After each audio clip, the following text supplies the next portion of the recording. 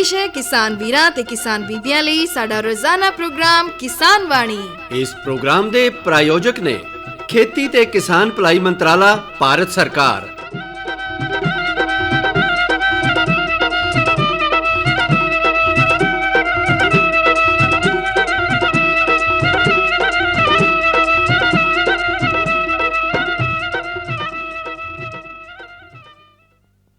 किसान भैनों ते किसान वीरों, रणबीर सिंह राणा हाजिर है अज दा किसान वाणी प्रोग्राम लैके। विकसित कृषि संकल्प अभियान तहत चलाए जा रहे प्रोग्रामां दे तहत अज नाभा नेड़ले पिंड बीनाहेड़ी विखे खेतीबाड़ी विभाग वल्लों किसान सिखलाई कैंप का आयोजन किया गया। इस सिखलाई कैंप विच किसानां ने माहिर डॉक्टरां दे विचारां नूं सुणिया ते खेतीबाड़ी नाल संबंधित जानकारी हासिल की। सीनियर पशु विग्यानी डॉक्टर FC टुटेजा ने इस मौके दुੱਧ ਦੀ पैदावार बारे गल की ते पशु नस्ल सुधार बारे जानकारी दी। आओ सुनते हैं। तो कृषि का मेन भूमिका है। ਹੁਣ ਤਾਂ ਆਪਾਂ ਅਨਾਜ ਦੇ ਵੀ ਐਕਸਪੋਰਟਰ ਹੋ ਗਏ, ਕਈ ਮੀਟ ਦੇ ਵੀ ਐਕਸਪੋਰਟਰ ਹੋ ਗਏ, ਕਈ ਚੀਜ਼ਾਂ ਦੇ ਐਕਸਪੋਰਟਰ ਹੋ ਗਏ, ਮਸਾਲਿਆਂ ਦੇ ਐਕਸਪੋਰਟਰ ਵੀ ਹੈਗੇ ਆ, ਚਾਵਲ ਵੀ ਐਕਸਪੋਰਟ ਹੋਣ ਲੱਗ ਗਿਆ, ਦੁੱਧ ਦੇ ਪ੍ਰੋਡਕਟ ਵੀ ਐਕਸਪੋਰਟ ਹੋਣ ਲੱਗ ਗਏ। ਇੰਡੀਆ ਨੰਬਰ 1 ਹੈ ਇਸ ਟਾਈਮ ਦੁੱਧ ਪ੍ਰੋਡਕਸ਼ਨ ਵਿੱਚ। ਪਤਾ ਹੋਣਾ ਨਹੀਂ ਰੇਟ ਕਿਉਂ ਨਹੀਂ ਮਿਲਦਾ? ਆਪ ਵੇਚਣਾ ਨਹੀਂ ਹੁੰਦਾ ਆਪਾਂ ਨੂੰ। 90 लगे वो है ना, क्या नाम होता, वो नाम क्या कुछ राज का, इंदुराज ने डेयरी खोली है। सारा कुछ ऑटोमेटिक है। सरकार देखो मेरी गल सुनो, छोटा डेयरी फार्मर जड़ा करता है हमेशा कामयाब होता है। 10 लाख रुपये मिल जाते हैं, 20 लाख मिल जाते हैं। 4 लोग इकट्ठी डेयरियां लाओ, 4-8 डेयरियां लाओ, सारे को 100 लीटर दूध होगा, मान लिया इकट्ठा करो, 800 लीटर दूध हो गया। सोसाइटी बनाओ, अपनी ठाप ला के बेचो। वो नहीं, मैं मनिया वो नकली तो आ रहा है, नकली इस लेवल तक तो आ रहा है। मैं एक तरफ तो मैं तुहानू कही जाना गया कि इकट्ठा कर दो, ठीक है। दूसरी तरफ है ना, आप 500 लीटर दूध इकट्ठा कराया होगा ना, एक बंदा होगा 5 लीटर बेकार लेगा, 500 लीटर भी खराब कर दूगा। एक सर्वे करन पहुंच गई टीम पटना में, पनीर की मार्केट हैगी है। उत्थे पनीर जदों देखिया पनीर विक रहा कोई 80 रुपए किलो, तो एक बंदा 350 रुपए किलो, दूजा 400 रुपए किलो। उत्थे पनीर ही पनीर अलग अलग रेट दे। जदों पूछा ना तो 80 रुपए किलो क्यों दे रहे हैं, अगला जवाब नहीं दे सकिया। जो 300 रुपए किलो दे रहा सी ना, वो कहना मैं पिंडे चो दूध लियाना, इस रेट दूध लियाना, ये रेट मैनू पैंदा है, तो मैं 300 रुपए च मेरे दिहाड़ी कमा लेना। 300 दे उपर वाले जवाब दे गए सही, बाकी कोई जवाब ही नहीं दे सकिया। वो भज के ਜਿਹੜੇ नकली बनाने वाले ਸੀਗੇ। ਅਸੀਂ ਆਏ ਹਾਂ CRB ਨਾਭਾ ਤੋਂ। ਸਾਡਾ ਦੁੱਧ ਅਸੀਂ ਦੁੱਧ 70 ਰੁਪਏ ਲੀਟਰ ਦੇ ਰਹੇ ਹਾਂ ਇਸ ਟਾਈਮ। ਜਿੰਨਾ ਵੀ ਦੁੱਧ ਹੁੰਦਾ ਚਾਹੇ ਗਰਮੀ ਚ ਹੋਵੇ ਚਾਹੇ ਸਿਆਲ ਹੋਵੇ, ਸਾਡਾ ਦੁੱਧ 1 ml ਵੀ ਨਹੀਂ ਮਿਲਦਾ। ਸਿਫਾਰਿਸ਼ ਹੁੰਦੀ ਹੈ ਪੂਰਾ ਸਾਲ ਸਾਡੇ ਕੋਲ ਸਿਫਾਰਿਸ਼ ਆਉਂਦੀ ਹੈਗੀ ਹੈ। ਅਸੀਂ ਉਹਨਾਂ ਨੂੰ ਕਹਿੰਦੇ ਪਿੰਡਾਂ ਚ ਕਿਉਂ ਲੈ, ਉਹਨਾਂ ਕਹਿੰਦਾ ਵਿਸ਼ਵਾਸ ਹੀ ਨਹੀਂ ਜੰਮਦਾ। ਇਹ ਮੈਂ ਥੋੜੇ ਦਿਨਾਂ ਪਹਿਲੇ ਦੀ ਗੱਲ ਦੱਸਣਾ, ਇੱਕ ਬੰਦਾ ਆਇਆ ਕਿ ਦੁੱਧ ਮੈਨੂੰ ਮਿਲਣਾ ਚਾਹੀਦਾ, ਆਪਣੇ ਕੋਲ ਸਿਫਾਰਿਸ਼ਾਂ ਵੀ ਆਉਂਦੀਆਂ ਹੈਗੀਆਂ ਉੱਥੋਂ ਦੁੱਧ ਆਪਣਾ ਲੈਣ ਵਾਸਤੇ। ਮਨਾ ਕਰਤਾ ਕਿ ਦੁੱਧ ਹੈ ਨਹੀਂ। ਦੂਜੇ ਦਾ ਆ ਗਿਆ, ਨਹੀਂ ਆਇਆ। एक दिन आके मेरे को बह गया, कहता मेरे ना 2 पोतियां हैं, छोटियां पैदा हुई हैं, जवां छोटियां हैं, मैं उन्होंने बाहर का दूध पिलाना नहीं चाहता। सीधा उन्हें जवाब दिता मैंने, मैं ताए आया तो घट्टो घट्ट मेरी पोतियां वास्ते दे दो, बाकी तो मैं काम चला लूंगा। पर कहने का मतलब है उसका विश्वास ही नहीं है। चाहे तुम प्योर कढ़ के दे दो, वो विश्वास आप किवें जमावांगे? सब तो बड़ी गल ये हो रही है। वो विश्वास तां जमूंगा ਜਦੋਂ मैं दुध कढ़ रहा तो मेरे 10 घर वाले कहना कि बंदा प्योर दुध देगा, आपे विश्वास जम जाएगा। उन्हें साल भर अपना दुध पीता है तो उन्होंने अपने इस ढंग नाल विश्वास लेना पेगा भी मेरा दुध की कोई कमी नहीं है। नहीं तो मेरा दुध है ना, मेरे हिसाब नाल जो 1 या 2 किलो दुध लैके जा रहा है ना 90 आके, मैं तो 70 दे रहा, घट्टो घट 120-25 रुपए किलो पै रहा। कारण उसका आ रहा है पेट्रोल जला के, जा रहा है पेट्रोल जला के 10-12 किलोमीटर। दूध मेरे को 1 किलो 1.5 किलो 2 किलो मिल रहा है सारा।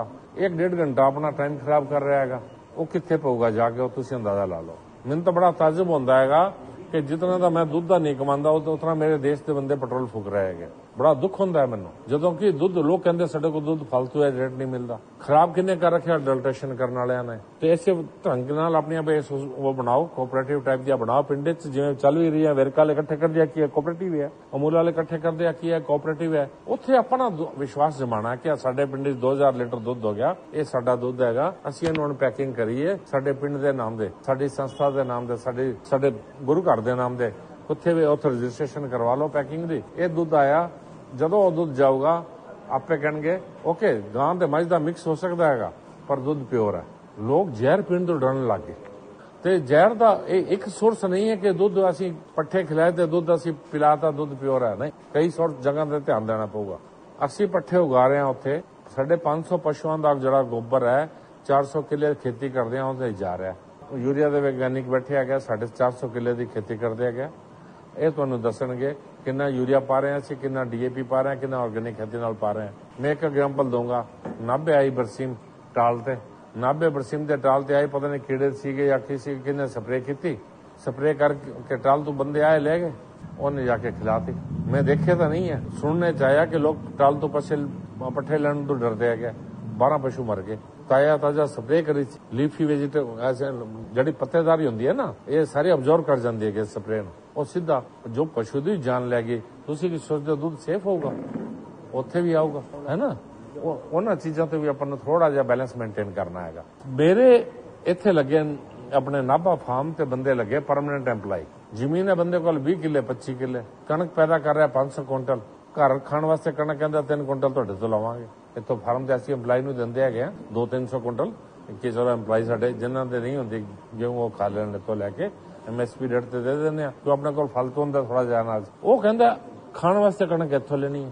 ਮੈਂ ਮੰਨੇ ਯਾਰ ਤੂੰ ਘੱਟੋ ਘੱਟ ਕੁਛ ਨਹੀਂ ਕਰਦਾ, ਯੂਰੀਆ ਪਾ ਰਿਹਾ, ਸਭ ਕੁਝ ਪਾ ਰਿਹਾ, 1 ਕਿੱਲਾ ਆਪਣੇ ਖਾਣ ਵਾਸਤੇ ਤਾਂ ਲੈਦਾ ਬਿੱਲ ਹੈ। ਤੂੰ ਖਾ ਲੇਗਾ, ਤੇਰਾ ਭਰਾ ਖਾ ਲੇਗਾ, ਚਾਚਾ ਖਾ ਲੇਗਾ, ਦੂਜੇ ਬੰਦੇ ਖਾ ਲੈਣਗੇ, ਭੂਆ ਮਾਸੀ ਖਾ ਲੈਣਗੇ। ਥੋੜੇ ਦਿनों बाद जब असर दिखोगा ਕੀ ਪਤਾ ਦਿਮਾਗ ਚੇਂਜ ਵੀ ਹੋ ਜਾਓ। ਪਾਈਏ ਯੂਰੀਆ, ਉਸ ਤੋਂ ਬਿਨਾ ਪ੍ਰੋਡਕਸ਼ਨ ਨਹੀਂ ਹੈ, ਪਰ ਇੱਕ ਆਪਣਾ ਲੈਵਲ ਵੀ ਮੇਨਟੇਨ ਰੱਖਣਾ ਹੈਗਾ। ਪ੍ਰੋਡਕਸ਼ਨ ਵਿੱਚ ਕੋਈ ਕਮੀ ਨਹੀਂ ਹੈ, ਕੁਆਂਟੀਟੀ ਵਿੱਚ ਪ੍ਰੋਡਕਸ਼ਨ ਬਹੁਤ ਹੋ ਰਹੀ ਹੈ ਆਪਣੇ ਕੋਲੋਂ। ਇਹ ਦੱਸਣਗੇ ਕਿਵੇਂ ਐਕਸਪੋਰਟ ਇਫੈਕਟ ਹੁੰਦਾ ਹੈਗਾ ਤਾਂ ਕਿਵੇਂ ਉਹਦੀ ਕੁਆਲਿਟੀ ਮੇਨਟੇਨ ਕਰਨੀ ਚਾਹੀਦੀ ਹੈਗੀ।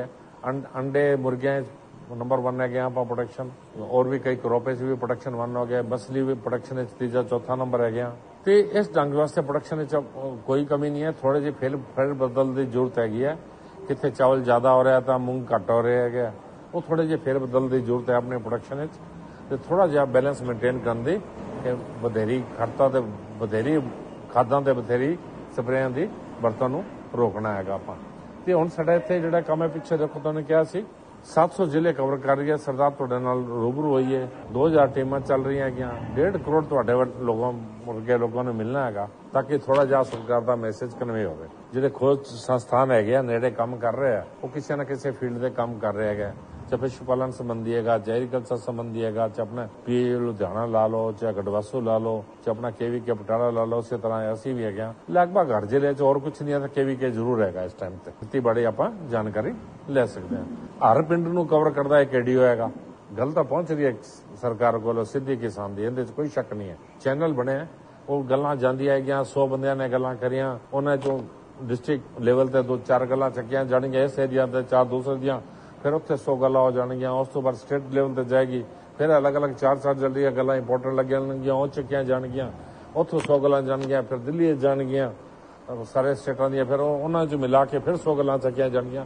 ਕਿੱਥੇ ਨਾ ਕਿੱਥੇ ਗੱਲ ਤਾਂ ਜਾਂਦੀ ਹੈਗੀ, ਸਰਕਾਰ ਸਮਝਦੀ ਹੈਗੀ ਹੈ, ਤੇ ਉਹ ਅਲੱਗ-ਅਲੱਗ ਲੈਵਲ ਦੇ ਇੰਪਲੀਮੈਂਟੇਸ਼ਨ ਵੀ ਹੁੰਦਾ ਹੈਗਾ। ਉਹਨੇ ਆਪਣੇ 5 ਤਰੀਕ ਨੂੰ ਇੱਥੇ ਕ੍ਰਿਸ਼ੀ ਮੰਤਰੀ ਭਾਰਤ ਸਰਕਾਰ ਆਏ ਸੀਗੇ, ਆਪਣੇ ਮੰਤਰੀ ਮੋਦੀ ਨੇ ਕਿਹਾ ਇੱਥੋਂ ਦੇ ਪੰਜਾਬ ਦੇ ਨੇ ਕਿ 38-39 ਮੀਟ੍ਰਿਕ ਟਨ ਜਿਹੜਾ ਆਪਣੇ ਕੋਲ DAP ਆਇਆ, ਤੇ ਪੰਜਾਬ ਦੀ ਡਿਮਾਂਡ ਸੀਗੀ, ਪੰਜਾਬ ਦੀ ਜਿਹੜੀ ਡਿਮਾਂਡ ਸੀ 90 ਮੀਟ੍ਰਿਕ ਟਨ ਦੀ ਸੀਗੀ, ਤੇ ਉਹ ਡਿਮਾਂਡ ਅਲੱਗ ਹੁੰਦੀ ਹੈਗੀ ਹੈ ਤੇ ਜਿਹੜਾ ਵਰਤੋਂ ਹੈ ਉਹ ਅਲੱਗ ਹੁੰਦੀ ਹੈਗੀ ਹੈ। ਉਹ ਠੀਕ ਉਹਨਾਂ ਨੇ ਆਪਣੇ ਢੰਗ ਨਾਲ ਲੈ ਕੇ ਆ, ਕਿਉਂਕਿ ਉਹ ਆਪਣੇ ਪੰਜਾਬ ਨੂੰ ਰਿਪਰੈਜ਼ੈਂਟ ਕਰਦੇ ਆ। ਤੇ ਉਸੇ ਤੋਂ ਬਾਅਦ ਇੱਕ ਆਪਣਾ ਇੱਥੇ ਕੋਈ ਕਹਿ ਰਹੇ ਸੀ, ਕਹਿੰਦੇ ਕਿ ਜਿਹੜਾ ਆਪਣਾ ਨਾ ਯੂਰੀਆ ਦਾ ਪਿਛਲੀ ਵਾਰ ਡਿਮਾਂਡ ਸੀਗੀ 30 ਮੀਟ੍ਰਿਕ ਟਨ ਦੀ ਸੀਗੀ, ਤੇ ਉੱਥੋਂ 2 ਲੱਖ ਟਨ ਹੋਰ ਜ਼ਿਆਦਾ ਆ ਗਿਆ, 32 ਮੀਟ੍ਰਿਕ ਟਨ ਆ ਗਿਆ, ਤਾਂ ਯੂਰੀਆ ਆਪਣੇ ਸ਼ਾਰਟੇਜ। ਇਸ ਦਾ ਮਤਲਬ ਆਪਾਂ ਕਿੱਥੇ ਨਾ ਕਿੱਥੇ ਜ਼ਿਆਦਾ ਵੀ ਪਾ ਰਹੇ ਹੈਗੇ, ਜਿਹੜਾ ਨਹੀਂ ਚਾਹ, ਕਿਉਂਕਿ ਆਪਣਾ ਈਜ਼ੀ ਤਰੀਕਾ ਮਿਲ ਰਿਹਾ, ਤੇ ਉਹਨੂੰ ਥੋੜਾ ਅਵੋਇਡ ਕਰੀਏ। ਕਦੇ ਜਾਣਕਾਰ ਲੋਕ ਵੀ ਕਰ ਲੈਂਦੇ ਹੈਗੇ, ਪੱਠੇ ਛੋਟੇ ਰਹਿ ਗਏ, ਲਾਓ ਪਾਣੀ ਤੇ ਪਾਓ ਯੂਰੀਆ। ਆਪਾਂ ਨੂੰ 4 ਦਿਨਾਂ 'ਚ ਚਾਹੀਦਾ ਹੈਗਾ, ਪੱਠੇ ਤਾਂ ਪੂਰੇ ਕਰ ਲੈ, ਪਰ ਉਹਦਾ ਪਿੱਛੇ ਕੀ ਹੈ ਆਪਾਂ ਥੋੜਾ ਉਹ ਵੀ ਜਾਣਨਾ ਜ਼ਰੂਰੀ ਹੈਗਾ। ਠੀਕ ਹੈ, ਤੇ ਮੈਂ ਹੁਣ ਚਾਚੀ ਆਏ ਅੱਜ ਨੀਲੀ ਫਾਰਮ ਦੀ ਟੀਮ ਹੈਗੀ ਹੈ। ਨੀਲੀ ਫਾਰਮ ਦਾ ਆਪਣਾ ਮੇਨ ਕੰਮ ਕੀ ਹੈ, ਨੀਲੀ ਰਾਵੀ ਮੱਝ ਤੇ ਆਪਾਂ ਖੋਜ ਕਰਦੇ ਹੈਗੇ। ਸਾਡਾ ਇੱਥੇ ਦਾ ਮੇਨ ਕੰਮ ਕੀ ਹੈ, ਤੇ ਨਾਲ ਫਸਲ ਵਿਭਾਗ ਤੋਂ ਹੈਗੇ, ਫਸਲ ਦੀ ਗੱਲ ਇਹ ਕਰਨਗੇ, ਇਹ ਵੀ ਤੁਹਾਨੂੰ ਨੀਲੀ ਰਾਵੀ ਮੱਝ ਦੇ ਬਾਰੇ ਦੱਸਣਗੇ। ਸਾਡਾ ਇੱਥੇ ਮੇਨ ਕੰਮ ਕੀ ਹੈ, ਜਿਹੜੇ ਅਸੀਂ ਨੀਲੀ ਰਾਵੀ ਦਾ ਨਾਮ ਫਾਰਮ ਲੈ ਕੇ ਗੱਲ ਬੈਠੇ ਹਾਂ, ਨੀਲੀ ਰਾਵੀ ਮੱਝਾਂ ਰੱਖੀਆਂ ਅਸੀਂ ਰਿਸਰਚ ਵਾਸਤੇ ਇੱਥੇ। ਸਾਡਾ ਮੇਨ ਕੰਮ ਹੈ ਵਧੀਆ ਝੋਟੇ ਪੈਦਾ ਕਰਨਾ, ਉਹਨਾਂ 'ਚ ਬਿਲਕੁਲ ਵਧੀਆ ਝੋਟੇ ਸਿਲੈਕਟ ਕਰਕੇ, ਮੰਨ ਲਿਆ ਮੇਰੇ ਕੋਲ ਹਰ ਸਾਲ ਮੇਰੇ ਕੋਲੋਂ 70 ਤੋਂ 80 ਕੱਟੇ ਪੈਦਾ ਹੁੰਦੇ ਆ, ਕਿਉਂਕਿ 500 ਮੱਝਾਂ ਹੈਗੀਆਂ ਮੇਰੇ ਕੋਲੋਂ, ਛੋਟੇ ਵੱਡੇ ਮਿਲਾ ਕੇ 150 ਬਿਆੰਦੀਆਂ ਹੈਗੀਆਂ, 150 ਕੱਟੀਆਂ, ਘੱਟੋ ਘੱਟ 150 ਬਿਆੰਦੀਆਂ, 150 ਚ ਮੈਂ ਮੰਨਿਆ 75 ਕੱਟੀਆਂ ਹੋ ਜਾਂਦੀਆਂ ਤੇ 75 ਕੱਟੇ ਹੋ ਜਾਂਦੇ ਆ। 75 ਚ ਮੈਨੂੰ ਜਿਹੜੇ ਚਾਹੀਦੇ ਹੁੰਦੇ ਹੈਗੇ ਨਾ, ਮੈਨੂੰ ਸਿਰਫ 10% ਚਾਹੀਦੇ ਹੁੰਦੇ ਆ, ਐਵਰੇਜ 7 ਲਾ ਲਓ, 10 ਲਾ ਲਓ ਜ਼ਿਆਦਾ, ਉਹ ਬਿਲਕੁਲ ਟੌਪ ਕੁਆਲਿਟੀ ਦੇ ਮੈਂ ਰੱਖ ਲੈਣਾ। ਕਿਸ ਵਾਸਤੇ? ਤੁਹਾਡੇ ਵਾਸਤੇ, ਸੀਮਨ ਪ੍ਰੋਡਕਸ਼ਨ ਵਾਸਤੇ। ਕਿਉਂ? ਕਿ ਉਹ ਸਾਰਾ ਵੀਰਜ ਜਿਹੜਾ ਟੀਕੇ ਬਣਾ ਕੇ ਤੁਹਾਨੂੰ ਵੰਡ ਰਹੇ ਹੈਗੇ। ਉਸ ਤੋਂ ਬਾਅਦ ਕਿਉਂਕਿ ਅੱਜ ਨੀਲੀ ਰਾਵੀ ਮੱਝ ਦੀ ਜਿਹੜੀ ਇਤਨੀ ਸੁਧਾਰ ਹੋ ਚੁੱਕੀ ਹੈ, ਪਿਛਲੇ 25 ਸਾਲ ਤੋਂ ਪ੍ਰੋਗਰਾਮ ਸੁਧਾਰ ਪ੍ਰੋਗਰਾਮ ਚੱਲ ਰਿਹਾ ਹੈਗਾ ਕਿ ਕੱਟਾ ਜਿਹੜੇ ਆਏ ਮੇਰੇ ਕੋਲੋਂ ਇੱਕ ਵੀ ਬੇਕਾਰ ਨਹੀਂ ਹੈਗਾ, ਸਾਰੀ ਹਾਈ ਪ੍ਰੋਡਕਸ਼ਨ ਦੀਆਂ ਮੱਝਾਂ ਹੈਗੀਆਂ। 10 ਕਿਲੋ ਤੋਂ ਘੱਟ ਵਾਲੀ ਮੱਝ ਇੱਕ ਵੀ ਨਹੀਂ ਹੈ ਸਾਡੇ ਕੋਲੋਂ, 3000 ਪ੍ਰੋਡਕਸ਼ਨ ਕਹਿੰਦੇ ਆ ਅਸੀਂ, ਉਸ ਤੋਂ ਘੱਟ ਸਾਡੇ ਕੋਲ ਇੱਕ ਮੱਝ ਵੀ ਨਹੀਂ ਹੈ ਅੱਜ ਦੇ ਦਿਨ ਵਿੱਚ। ਉਹ ਵੀ ਕੱਟੇ ਜਿਹੜੇ ਬਾਕੀ ਬਚ ਗਏ 65 ਕੱਟੇ, 10 ਤਾਂ ਮੈਂ ਰੱਖ ਲਏ, 65 ਕੱਟੇ ਜਿਹੜੇ ਬਚ ਰਹੇ ਉਹ ਵੀ ਅਸੀਂ ਤੁਹਾਨੂੰ ਦੇ ਦਿਆਂ ਬੁੱਕ ਵੈਲਿਊ ਤੇ। ਬੁੱਕ ਵੈਲਿਊ ਵੀ ਬੜੀ ਨੋਮੀਨਲ ਹੈ। 2 ਸਾਲ ਦੇ ਕੱਟੇ ਦੀ ਉਮਰ ਪਊਗੀ 24000, ਪਾਲ ਕੇ ਦੇਖ ਲਓ ਜੇ ਪਲ ਜਾਏ ਤਾਂ। ਸਾਰਾ ਕੁਝ ਖਿਲਾਇਆ, ਚੰਗੀ ਸਿਹਤ ਹੈ, ਚੰਗਾ ਵਜਨ ਹੈ, ਚੰਗੀ ਗਰੋਥ ਹੈ। 6 ਮਹੀਨੇ ਬਾਅਦ ਉਹ ਕੱਟਾ ਝੋਟਾ ਬਣਨ ਨੂੰ ਚੜਨ ਨੂੰ ਤਿਆਰ ਹੋ ਜਾਂਦਾ ਹੈਗਾ। ਅਸੀਂ ਉਹਨਾਂ 'ਚ ਜਿਹੜੇ 10 ਕੱਟੇ ਰੱਖੇ, ਉਹਨਾਂ 'ਚ ਅਸੀਂ 2.5 ਡੋਜ਼ਾ ਲੈ ਲੈਂਦੇ ਹਾਂ ਅਸੀਂ ਬੰਦੀਆਂ। ਉਸ ਤੋਂ ਬਾਅਦ ਵੀ ਉਹ ਕੱਟੇ ਤੁਹਾਨੂੰ ਦੇ ਦਿੰਦੇ ਆ, ਕੱਟੇ ਝੋਟੇ ਬਣੇ ਬਣਾਏ। ਉਹਨਾਂ ਦਾ ਥੋੜਾ ਰੇਟ ਵੱਧ ਜਾਂਦਾ, 60-70 ਹਜ਼ਾਰ ਰੁਪਏ ਹੋ ਜਾਂਦਾ ਹੈ। ਕੁੱਲ ਮਿਲਾ ਕੇ ਸਾਡਾ ਨਹੀਂ ਉੱਥੇ ਕੁਝ, ਅਸੀਂ ਤਾਂ ਉੱਥੇ ਨੌਕਰੀ ਕਰਦੇ ਹਾਂ, ਉਸ ਦੇ ਬਦਲੇ ਸਾਨੂੰ ਦਿੰਦੀ ਹੈ ਸਰਕਾਰ ਤਨਖਾਹ ਤੇ ਸਾਰਾ ਕੰਮ ਕਰਵਾਉਂਦੀ ਹੈ ਤੁਹਾਡੇ ਵਾਸਤੇ। ਚਾਹੇ ਵੀਰਜ ਪੈਦਾ ਹੋ ਰਿਹਾ, ਚਾਹੇ ਮੱਝ ਪੈਦਾ ਹੋ ਰਹੀ ਹੈ, ਚਾਹੇ ਕੱਟੇ ਪੈ ਰਿਹਾ, ਕਾਰਨ ਅਸੀਂ ਮੱਝਾਂ ਤੇ ਝੋਟੀਆਂ ਡਿਸਕਾਰਡ ਵੀ ਕਰਦੇ ਰਹਿਣਾ, ਬੋਲੀ ਲੱਗਦੀ ਹੈ ਇੱਥੇ, ਉਹ 4 ਪੈਸੇ ਵੱਟ ਲੈਂਦੇ ਉਹਨਾਂ ਦੋਂਦੇ ਤੋਂ। ਜਿੰਨੀਆਂ ਵੀ ਟੌਪ ਕੁਆਲਿਟੀ ਦੀਆਂ ਮੱਝ ਹੈਗੀਆਂ ਉਹ ਤੁਹਾਡੇ ਕੱਟੇ ਪੈਦਾ ਕਰਨ ਦੇ ਕੰਮ ਆਉਂਦੀ ਹੈ। ਕੱਟੇ ਤੇ ਕੱਟਿਆਂ ਦਾ ਵੀਰਜ ਤੁਹਾਡੇ ਕੋਲ ਆਉਂਦਾ ਹੈਗਾ। ਕਿਉਂ? ਅਸੀਂ ਤੁਹਾਡੇ ਵਰਗੀ ਫੈਮਿਲੀ 'ਚ ਹੈਗੇ, ਸਾਡਾ ਵੀ ਫਰਜ਼ ਹੈਗਾ ਉੱਥੇ। ਤੇ ਆਪਣੇ ਇਸ ਏਰੀਆ 'ਚ ਤਾਂ ਨੀਲੀ ਰਾਵੀ ਮੱਝ ਹੈਗੀ ਨਹੀਂ। ਇਹ ਗੱਲ ਮੈਂ ਤੁਹਾਨੂੰ ਕਿਉਂ ਕਹੀ ਇਸ ਜ਼ੋਰ ਦੇ ਕੇ, ਇਹ ਜਿੰਨੇ ਵੀ ਸਰਕਾਰੀ ਸੰਸਥਾਨ ਕੰਮ ਕਰ ਰਹੇ ਆ ਖੇਤੀਬਾੜੀ ਨਾਲ ਜੁੜੇ, ਉਹਨਾਂ ਦਾ ਕੁੱਲ ਮਿਲਾ ਕੇ ਕਿਸ ਲੈਵਲ ਤੇ ਤੁਹਾਨੂੰ ਚਾਹੇ ਕ੍ਰਿਸ਼ੀ ਵਿਗਿਆਨ ਕੇਂਦਰ ਹੈ ਜਾਂ ਕਿਸ ਦਾ, ਉਸ ਦਾ ਫਾਇਦਾ ਉਠਾ ਸਕਦੇ ਹੋ। ਤੋ ਹਰ ਇੱਕ ਦੀ ਲਿਮਿਟ ਹੈਗੀ, ਆਪਣੀਆਂ ਬਣੀਆਂ ਹੋਈਆਂ ਲਿਮਿਟ ਹੈਗੀਆਂ। ਤੇ ਅੱਜ ਇੱਥੇ ਕੁੱਲ ਮਿਲਾ ਕੇ ਜਦ ਕਦੋਂ ਵੀ ਤੁਸੀਂ ਆਓ, ਨੀਲੀ ਰਾਵੀ ਮੱਝਾਂ ਨੂੰ ਅਸੀਂ ਕਿਵੇਂ ਮੈਨੇਜ ਕਰਦੇ ਆ। ਤੁਸੀਂ ਮੱਝਾਂ ਰੱਖਣ ਵਾਲਿਆਂ ਨੀਲੀ ਰਾਵੀ ਨੇ ਤੇ ਦੂਜੀ ਬਰੀਡ ਹੋਣੀ ਹੈ, ਤੇ ਨੀਲੀ ਰਾਵੀ ਹੈਗੀ ਤਾਂ ਉਹਨਾਂ ਦੀ ਅਗਰ ਗ੍ਰੇਡਡ ਹੈਗੀਆਂ ਆਪਣੇ ਏਰੀਆ 'ਚ, ਗ੍ਰੇਡਡ ਸਮਝ ਰਹੇ ਹੋ, ਪਿਓਰ ਨਹੀਂ ਹੈਗੀ ਹੈ, ਮਿਕਸ ਹੈਗੀ ਹੈ। ਕਦੇ ਸੀਗੀਆਂ ਨੀਲੀ ਰਾਵੀਆਂ ਤਾਂ ਉਹਨਾਂ ਨੂੰ ਮਿਕਸ ਕਰਤਾ, ਆਪਾਂ ਨੂੰ ਪਤਾ ਨਹੀਂ ਸੀ ਭੈਂਸ ਦੀ ਬਰੀਡ ਕਿਹੜੀ ਹੈ।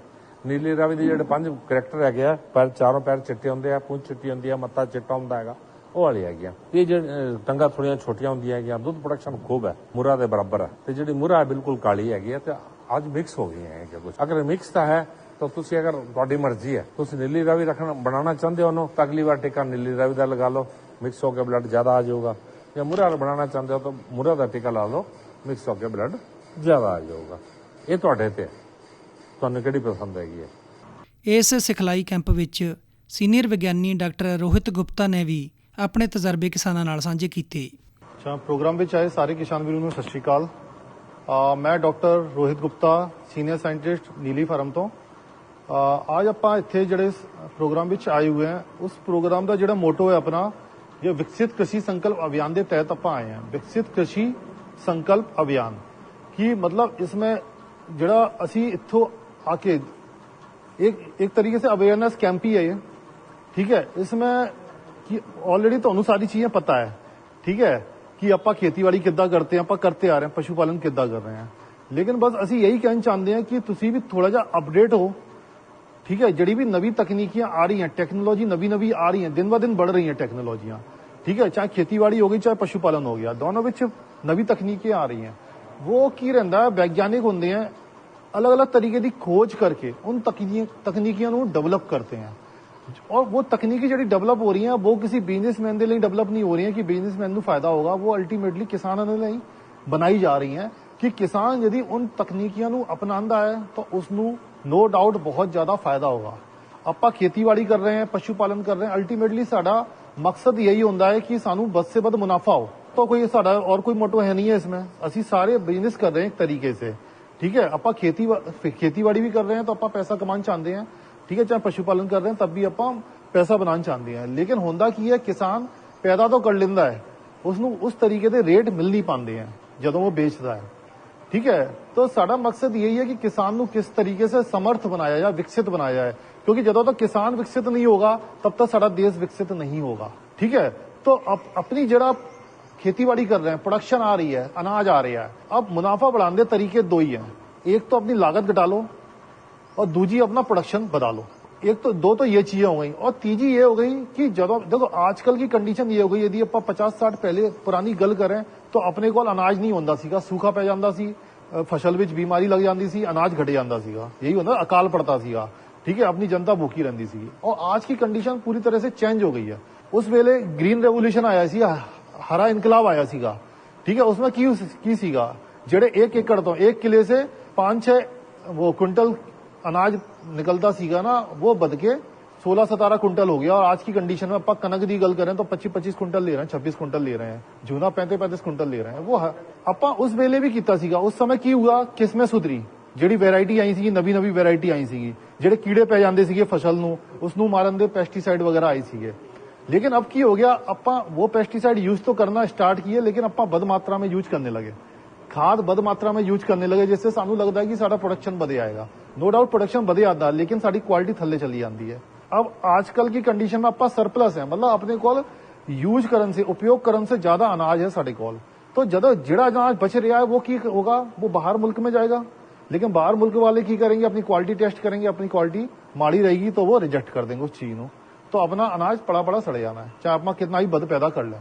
तो सानू आप क्वालिटी वाल भी जाना पड़ेगा, ठीक है, यदि आप और मुनाफा लेना चाहते हैं, ठीक है। अल्टीमेटली बाहर जाएगा, जिहड़ा भी इनकम होगी वो किसी ना किसी तौर पर, किसी ना किसी रूप में किसानों के कोल पहुंचेगी। इसी तरह से पशुपालन की गल करें, आप वैज्ञानिक विधि के नाल किस तरीके से खेतीबाड़ी या पशुपालन कर सकते हैं। तुसी बढ़िया पशुपालन में बढ़िया नस्ल का चोन करो, उसके बाद नस्ल जिहड़ी लेके आ रहे हो उसको उसी हिसाब से खिलाना भी पड़ेगा। जिहड़ी अवस्था कट्टी बच्ची है, छोटा पशु है, उसको बद मात्रा का प्रोटीन का फीड देना पड़ेगा, जिससे उसकी वादा बढ़िया हो, ठीक है, बद उसकी ग्रोथ हो। जदों एक की रहिंदा, जदों आपां बोलते हैं ना कि साडी झोटी, ठीक है, मतलब कम उम्र विच गब्बन हो जाए, यही साडा मकसद होंदा है, ठीक है। तो होंदा की है, जदों एक झोटी या एक गाय है अपने मैच्योर बॉडी वेट का जदों 60 से 65% बॉडी वेट हो गया उसका, तो आप उसको गब्बन करा सकते हैं, उसमें उम्र मायने नहीं रखती। जैसे एक 4 कुंटल की कोई मज रहती है, यदि पैदा हुई वो छोटी बच्ची है, फिर बड़ी हुई, तो इस तरीके से यदि 60% बॉडी वेट हो गया, लगभग 260-270 किलो की हो गई, वो चाहे डेढ़ साल में हुई है, चाहे 2 साल में हुई है, चाहे 2.5 साल में हुई है, जदों वो 260 किलो की होगी, आप उसको टीका रखा सकते हैं, हीट में आ जाएगी। तो इसलिए ग्रोथ भी मैंने रखती है कि तुसी मतलब किस तरीके का फीड दे रहे हो, कितने दिन विच वो 60% बॉडी वेट अपना ला पा रही है।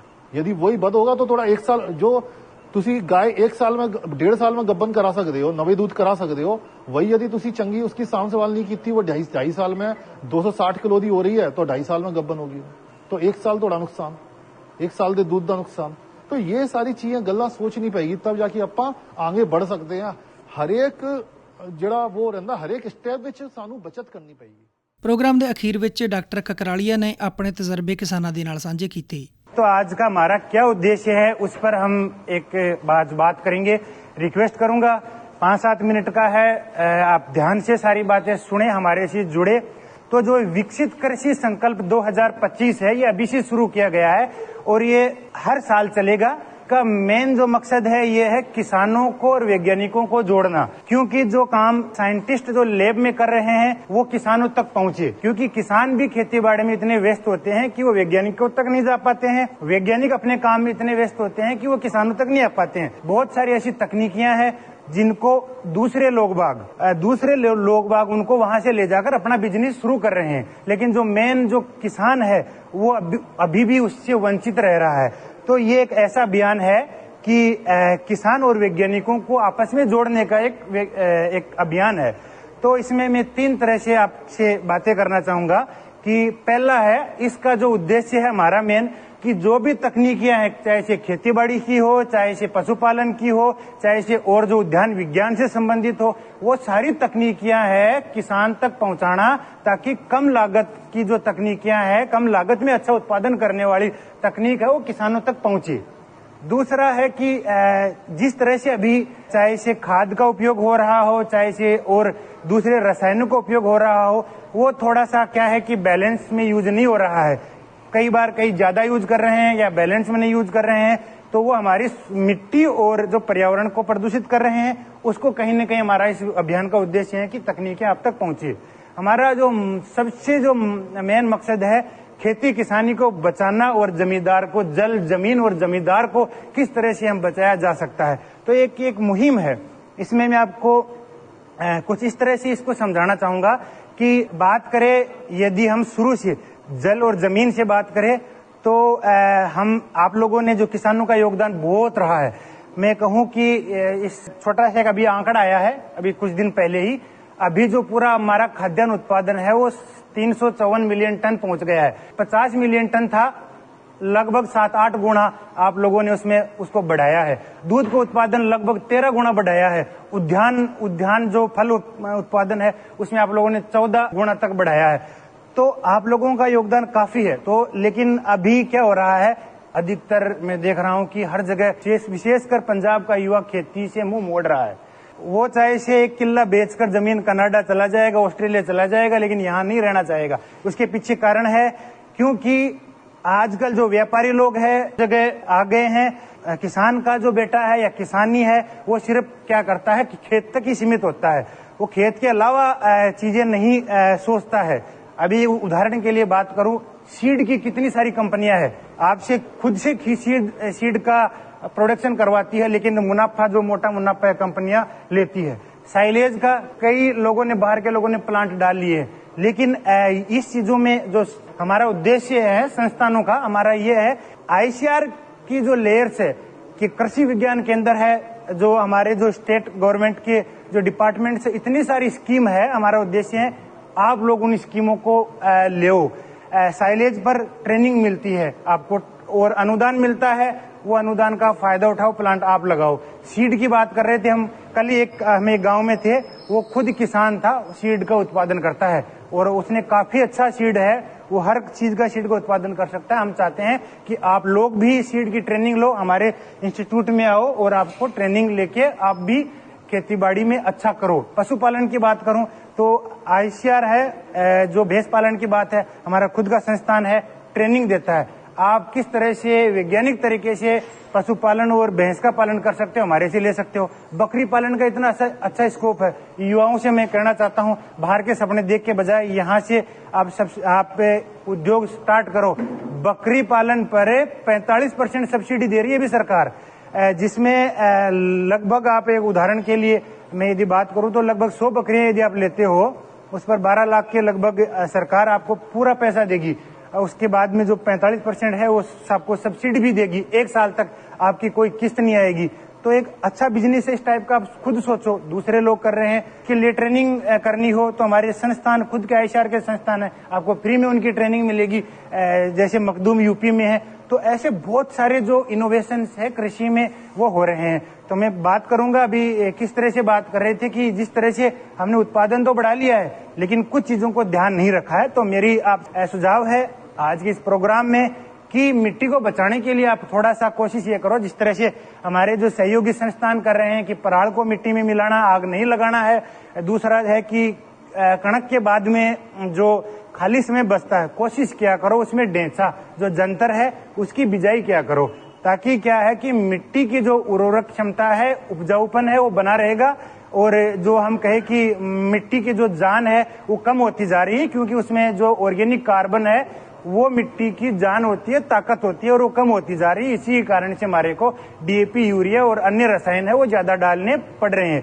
तो कोशिश क्या करो, क्योंकि इस जो उत्पादन की जो जान है वो मिट्टी है, इसको हम बनाए रखें। दूसरा है जो झोना लगाने की है, चाहे सीधी बिजाई हो, किस तरह से कम पानी देकर भी झोना है का उत्पादन लिया जा सकता है। तो ये सारी स्कीमें हैं जिससे हमारे को जल को बचाना पड़ेगा।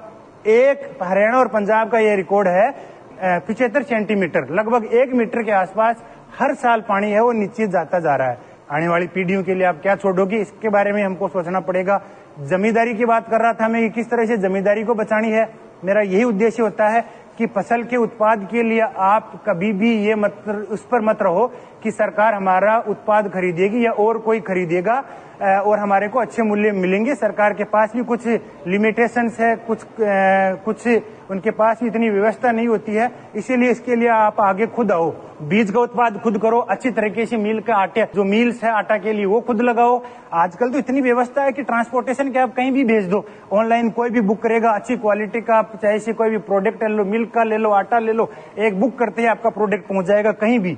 तो इसमें एक जुड़ो, आप लोग आपस में हमारे से जुड़ोगे, साइंस से जुड़ोगे, तभी गांव में कर पाओगे, जमींदारी को तभी बचा पाओगे। मैं हमेशा यही फोकस करता हूं कि अपने जो नए जो चाहे पढ़ लिख कर जो जवान है उनको, हमारे जो नए बच्चे हैं, हमारी पीढ़ी, हमारे साथी जो है, उनको हमेशा उनके माँ बाप यही मोटिवेट किया करो कि बच्चों आपको यही बिजनेस करना है, हमारी जमींदारी को आपको बचाना है, चाहे से किसी भी चीज में आपको प्लांट लगाना पड़े उनको आप भेजो। आप उनको घर में मोबाइल चलाने के बजाय उनमें संस्थानों में भेजो। हमारे जैसे आईसीआर के संस्थान है, बहुत सारे बातें करने में ये थोड़ी ऐसी लगती है कि यार एक भाषण नहीं है, लेकिन सच्ची बात बताऊं तो आप में से ही ऐसा बंदा एक निकल के जाएगा जो एक साइलेज का प्लांट लगाएगा, जो आसपास के कई गांवों की मक्की खरीदेगा। आज पंजाब आप देख रहे होंगे मशीन में नंबर 1 है, क्योंकि यहाँ की मशीन एक्सपोर्ट के लिए फेमस है। बाहर की जो अच्छी कंट्री है, यहाँ की सारी मशीनें यहाँ से जाती है। कंबाइन मशीन से ले लो, नई मशीन जो बना रहे हो वो सारी ले लो। तो हमारा इसका उद्देश्य यही है कि किसानों को नई तकनीक है उसके बारे में उनको बताना है, उनको अवेयर करना है, आप लोगों को हमारे साथ जोड़ना है, ताकि कहीं न कहीं जो गैप है ना, एक्सटेंशन का गैप ले लो या साइंस में कहीं न कहीं गैप है, उसको पूरा करने का हमारा पूरा मकसद है। तो आप हमारे साथ, क्योंकि हर बार हम अब आपसे जुड़ने की कोशिश करेंगे, खरीफ के बाद में हो सकता है रबी की सीजन में हम एक कैंपेन और लगाएं, रबी में क्या आप बिजनेस कर सकते हो, किस तरह से आप कर सकते हो, और कोई खेती बाड़ी से संबंधित यदि आपको, अभी झोना का सीजन चल रहा है, मोटी सीख में बात इस पर थोड़ी सी बताना चाहूंगा। जो झोने में एक चीज का ध्यान रखा करो, बकानी जो होती है ना, जो झंडे निकल आते हैं बाहर, उसके लिए सीडी ट्रीटमेंट तो होता ही है। यदि किसी ने सीडी ट्रीटमेंट नहीं किया है तो अभी जो जब आप नर्सरी से जो उखाड़ोगे पौध को, उस समय तो नर्सरी में उखाड़ते समय उसमें कार्बेंडाजिम प्लस मेनकोजेब का घोल बना के उसमें डाल दो, या फिर जो दूसरा तरीका है, जो गुच्छे होते हैं उनको उस घोल में डुबोकर फिर आप लगाओ, तो झंडे की समस्या काफी हद तक कम हो जाती है। हम बाद में हम स्प्रे करते हैं, उसका कोई फर्क नहीं होता है, क्योंकि जो फंगस होती है शुरू में जब या तो बीज में होती है या बीज के साथ में जब उखाड़ते हैं जर्क के साथ में, वो आपको फंगस वहां से प्रभावित पौधे को करती है, और वो फिर जब उसको ग्रोथ का टाइम आता है वो बाहर निकल जाती है और उस पर बीज नहीं आता है। हमारा संस्थान आपके पास में ही है, लिली फार्म, वहां पर आप लोग आओ, हमारे से बातचीत करो, कोई क्या हम वहां पर नहीं कर रहे हैं। 27-28 लीटर वाली जो मज है उसका सीमन, उनके जुट्टे का सीमन हमारे पास है। हमारा संस्थान जो दूसरा हिसार में है, मुर्रा की अच्छी नस्ल का जुट्टे का सीमन कहाँ से प्राप्त हो सकता है? गांव की जो सोसाइटी है, 4000 का सिलेंडर आता है, वो लेके एक साथ मंगवा लो। सारे गांव वाले एक अच्छी क्वालिटी का सीमन लगाओगे तो आने वाली पीढ़ी है या उनकी नस्ल है वो अपने आप अच्छी हो जाएगी। गांव में हम कहें कि सुधार इस तरह से हो सकता है। ਕਿਸਾਨ ਵੀਰੋ, ਇਹ ਸੀ ਅੱਜ ਨਾਭਾ ਨੇੜਲੇ ਪਿੰਡ ਬੀਨਾਹੇੜੀ ਵਿਖੇ ਵਿਕਸਿਤ ਕ੍ਰਿਸ਼ੀ ਸੰਕਲਪ ਅਭਿਆਨ ਤਹਿਤ ਹੋਏ ਸਮਾਗਮ ਤੇ ਆਧਾਰਿਤ ਪ੍ਰੋਗਰਾਮ।